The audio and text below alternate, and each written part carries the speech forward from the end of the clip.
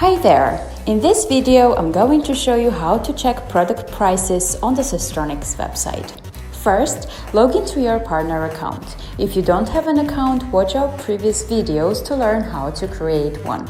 Next, hover the Products tab on the navigation bar and select the option you're interested in. On the product page, click the Prices button and choose the license type: subscription licensing or perpetual licensing. If you want to view the price list of all our products in one place, click the Prices button on the top of your screen. Then, choose the corresponding tab to view annual subscription fees, perpetual license and software assurance fees, custom development rates, as well as to learn how to order a product.